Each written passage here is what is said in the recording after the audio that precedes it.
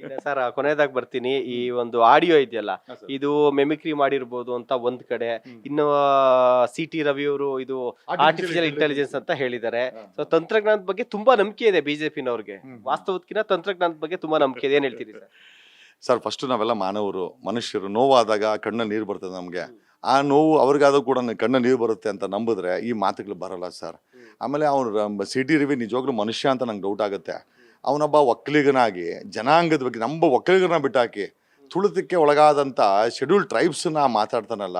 ನಮ್ಮ ತಾಯಂದಿರನ್ನ ನಾವು ಭರತ ಮಾತೆ ಅಂತೀವಿ, ಕರ್ನಾಟಕದ ಮಾತೆ ಅಂತೀವಿ, ತಾಯಿ ಚಾಮುಂಡಿ ಅಂತೀವಿ. ಯಾಕಂದ್ರೆ ನಾವು ಅಲ್ಲಿಂದನೇ ಬಂದಿರೋದು. ಪ್ರತಿಯೊಬ್ಬರ ಜನನ ಆಗೋದು ಕೂಡ ಒಂದು ತಾಯಿಯಿಂದ. ತಾಯಿನ ಕರ್ಕೊಂಬಂದು ಮಲಗಿಸುವಂತ ಅವ್ನು ಹೇಳಿದಾಗ ಬ್ಲಡ್ ಬಾಯ್ಲಾಗುತ್ತೆ ನಮಗೆ. ಇವನಿಗೆ ಯಾರಿಗೆ ನಮ್ಮ ಸಿ ಟಿ ರವಿಗೆ ಏನೂ ಆಗಲ್ಲ ಅಂತಂದರೆ ನಿಜವಾಗ್ಲೂ ಅವ್ನಿಗೆ ಹೃದಯ ಇದೆಯಾ?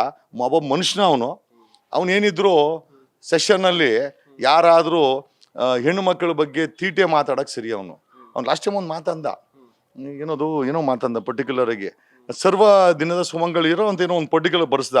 ಅದು ಯಾರಿಗೆ ಬಳಸ್ದ ಅಂತ ನಮಗೂ ಗೊತ್ತಿದೆ. ನಾನು ಅದಕ್ಕೆ ಹೇಳಿದೆ, ಯಾರಂದ್ಲೋ ಆ ಅಮ್ಮನೇ ಹೋಗಿ ಇವತ್ತು ತನ್ನ ತಾಕತ್ತನ್ನ ತೋರಿಸಿದ್ಲು. ಅದಕ್ಕೆ ಹೇಳಿದೆ, ಹೆಣ್ಮಕ್ಳೇ ಸ್ಟ್ರಾಂಗ್ ಗುರು ಅಂದಂಗೆ ಹೆಣ್ಮಕ್ಳು ಸ್ಟ್ರಾಂಗ್ ಇದ್ದಾರೆ. ಆ ಅಮ್ಮ ಕೇರ್ ಮಾಡಲ್ಲ. ಹಾಗಾಗಿ ನಾವು ಇದನ್ನ ತಲೆ ಕೆಡ್ಸೋಂಗಿಲ್ಲ ಸರ್. ತೊಗೊಂಡಾಗ ಫಾರೆನ್ಸಿಕ್ ಬಿಟ್ಟಿದ್ದಾರೆ, ಫಾರೆನ್ಸಿಕ್ ರಿಪೋರ್ಟ್ ಕೊಡುತ್ತೆ. ಈಗ ಮೊನ್ನೆ ನಾಯಿ ಮಾಂಸ ಅಂದ್ರು, ಮೇಕೆ ಮಾಂಸನೇ ಆಯ್ತಲ್ವ ಅದು. ಈಗಲೂ ಅಷ್ಟೇ ಇವರು ಆರ್ಟಿಫಿಷಿಯಲ್ ಇಂಟೆಲಿಜೆನ್ಸ್ ತಾರೆ 100% ಜೆನ್ಯೂನ್ ರಿಪೋರ್ಟ್ ಬರುತ್ತೆ. ನಮ್ಗೆ ಅದು ನಂಬಿಕೆ ಇದೆ.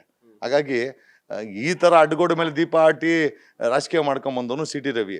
ಒಂದು ಸಮಯದಲ್ಲಿ ಚಂದ್ರೇಗೌಡ ನನಗೂ ಇರೋ ಮಾಹಿತಿ ಪ್ರಕಾರ ಚಡ್ಡಿಲ್ ಮೆರವಣಿಗೆ ಮಾಡಿಸಿದ್ನಂತೆ ಇವನಿಗೆ, ಸಿ ಟಿ ರವಿಗೆ. ಈಗೇನೋ MLA ಒಂದು ಸಮಯದಲ್ಲಿ ಒಂದು ಚಡ್ಡಿ ಮೆರವಣಿಗೆ ಮಾಡಿಸಿದ್ನಂತೆ. MLC ಅಲ್ವಾ, ಅಪರ ಹೌಸಲ್ಲಿ ಈಗ ಸುಮ್ಮನೆ ನಾಮಿನೇಟ್ ಮಾಡಿರೋದು. ಸೊ ಒಬ್ಬ ಇಷ್ಟೆಲ್ಲ ರಾಜಕೀಯ ಮಾಡ್ಕೊಂಬಂದು ಸೋಲ್ತಾನೆ, MLC ಆಗಿ ಸೋತ್ ಕೂತವನೆ ಅಂತಂದ್ರೆ ನಿಜವಾಗ್ಲೂ ಪ್ರಶ್ನಾರ್ಥ ಚಿಂತೆ ಅಂತಂದ್ರೆ ಜನಗಳು ನಿಜವಾಗ್ಲೂ ನೀನು ಕೆಲಸ ಮಾಡಿದ್ರೆ ಓಟ್ ಆಗ್ತಾ ಇದ್ರು. ನೀನೊಬ್ಬ ಯೂಸ್ಲೆಸ್ ಫೆಲೋ, ಈಗ ಬ್ಯಾಕ್ ಡೋರಿಂದ ಎಂಟ್ರಿ ತೊಗೊಂಡು ಯಾವ ದೊಡ್ಡ ಮನುಷ್ಯ ನೀನು ಮಾತಾಡೋಕ್ಕೆ? ಸಮಾಜ ಬಗ್ಗೆ ಏನು ಕಾಳಜಿ ಇದೆ ನಿನಗೆ?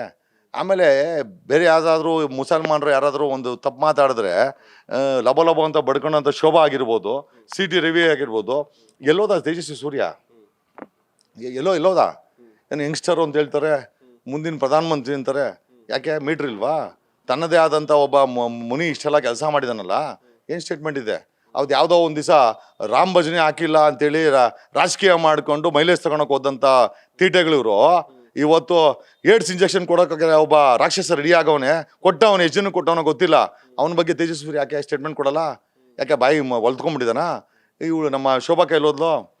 ಯಾರಾದರೂ ಮುಸಲ್ಮಾನರು ಶೋಭಾ ಕರಂದ್ಲಾಜೆ ಬಂದು ನಾಗಮಂಗಲ ಅದು ಗಲಾಟೆ ಅದ್ರೊಳಗಡೆ ಎಲ್ಲ ಮಾತನಾಡಿದ್ದಾರೆ ಸರ್. ಆ ಹಿಂದುತ್ವದ ವಿಚಾರ ಆಗಿರ್ಬೋದು, ಜೊತೆಗೆ ಧರ್ಮದ ವಿಚಾರಗಳು ಇವೆಲ್ಲವೂ ಕೂಡ ಮಾತನಾಡಿದ್ದಾರೆ.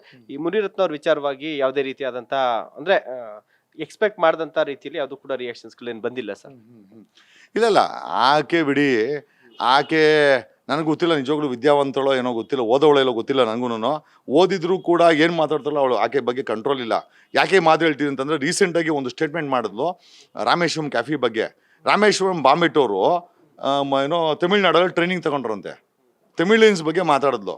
ಅಲ್ಲಿ FIR ಆಯಿತು. ಅಲ್ಲಿ ಹೋಗಿ ನಮ್ಮ ಮೆಡ್ರಾಸ್ ಹೈಕೋರ್ಟಲ್ಲಿ ಕ್ಷಮಾಪಣೆ ಕೇಳಿದ್ಲು. ಒಬ್ಬ MP ಆಗಿ ತೀಟೆ ಮಾತಾಡೋದು, ಆಮೇಲೆ ಮೆಡ್ರಾಸ್ ಹೈಕೋರ್ಟಲ್ಲಿ ಹೋಗಿ ಈಕೆ ಕ್ಷಮಾಪಣೆ ಕೇಳೋದು. ಏನು ನೈತಿಕತೆ ಇದೆ ಈಕೆಗೆ? ಏನು ತೂಕ ಇದೆ? ಬಾಯಿಗೆ ಬಂದು ಮಾತಾಡೋ ಹೆಂಗ್ಸ ಈಕೆ? ಬಾಯಿಗೆ ಬಂದು ಮಾತಾಡಿ ಅಲ್ಲಿ FIR ಹಾಕ್ಸ್ಕೊಂಡು ಹೋಗಿ ಕ್ಷಮಾಪಣೆ ಕೇಳಿದ್ಲು. ಅಂದರೆ ಈಕೆ ಕ್ರೆಡಿಬಿಲಿಟಿ ಏನಿದೆ ಅಂದರೆ ಮಾತಿನ ಮೇಲೆ ನಿಗಾ ಇಲ್ಲ, ಮಾತಾಡೋದು ಆಮೇಲೆ ಹೋಗಿ ಕ್ಷಮಾಪಣೆ ಕೇಳೋದು. ಏನಕ್ಕೆ ಜೈಲಿಗೆ ಹಾಕ್ತಾರೆ ಅಂತ? ಈ ಅಂಥ ಕ್ರೆಡಿಬಿಲಿಟಿ ಇರೋವಂಥ MP ನೀವೇನು ಎಕ್ಸ್ಪೆಕ್ಟ್ ಮಾಡೋ ಸಾಧ್ಯ?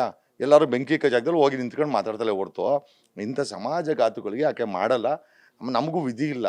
ಬೆಂಗಳೂರು ನಾರ್ತಿಗೆ ನಿಂತ್ಕೊಂಡವಳೆ, ಯಡಿಯೂರಪ್ಪ ನಿಲ್ಸೋರೆ, ಯಾರು ಜನ ವಿಧಿ ಇಲ್ದ್ರೆ ಓಟ್ ಹಾಕೋರೆ. ನಮ್ಮಂಥ ಪ್ರತಿಭೆಗಳು ಹೊರಗಡೆ ಬರಬೇಕು. ನಮ್ಮಂಥವ್ರು ಹೊರಗಡೆ ಬಂದರೆ ಇಂಥವ್ರಿಗೆಲ್ಲ ಗೇಟ್ ಪಾಸ್ ಕೊಡಬೇಕಾದಂಥ ದಿನಗಳು ತುಂಬ ಹತ್ರದಲ್ಲಿದೆ. ನಾವು ಕೊಡ್ತೀವಿ ನೆಕ್ಸ್ಟ್ ಟರ್ಮು.